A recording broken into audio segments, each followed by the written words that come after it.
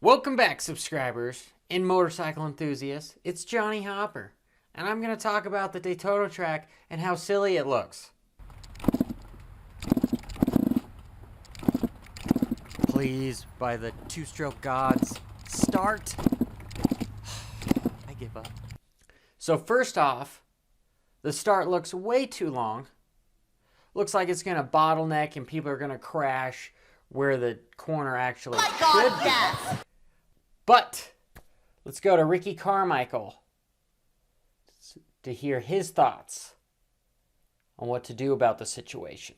Ricky, so we don't want these guys going fifth gear tapped into the whoops. What do we do?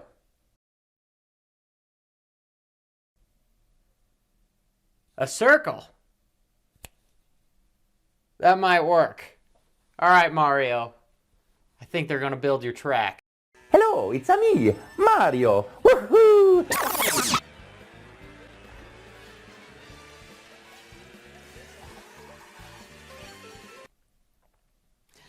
Okay, all seriousness, the roundabout thing is just plain silly.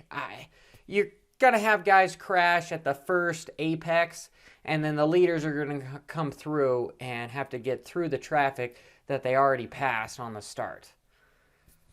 I don't know. I think it's silly. We'll see how it turns out. Or if it becomes a thing where we start having these roundabout starts. You're pretty much adding an extra 100 feet to the outside. You know, at least the privateers or the guys that don't qualify very well that are lined up on the outside, they have to use up so much more track. I think the 3 whoop sections, though, is awesome. And then the wall in between, so you have a super long whoop section, but the wall kind of slows you down to help keep it safe, is a good idea. And I honestly do like the rest of the layout. I think Ricky Carmichael and Dirtworks did a good job. It's not very jumpy.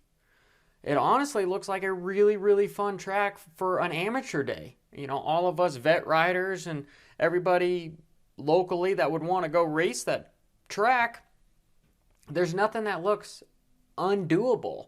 You know, you could all do double-double. I mean, the pros there's only like 2 sections where they could go triple-double because there's only 5 rhythms, 5 bumps, 5 jumps just lined up in a row.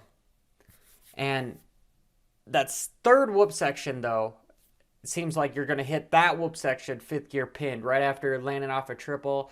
So, on a privateer bike, you're typically like 3rd gear, potentially 2nd gear coming out of a corner. But this one, I think you'd probably be in 3rd gear to jump the triple. And land, you're probably going to shift 4th if you're not on a factory bike that has 3 gears. Standard 5-speed transmission. You're going to come in those whoops 4th gear. If you're a real boss, you might even come in those in 5th. Just keep the RPMs low and keep it chugging along with some torque.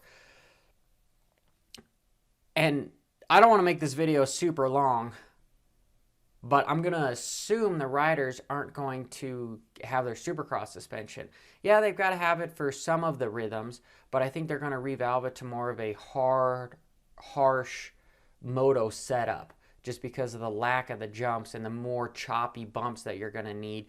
You're going to have this quick... You're going to have the suspension move a little bit more because in Supercross, you might get some choppy bumps in the ruts in between stuff, and usually it's harder to turn the stiffer your suspension is.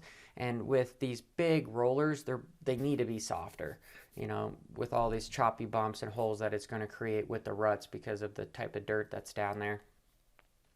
And I'm just going to stop talking so that Monster Energy Supercross doesn't take down my video because of copyright infringement.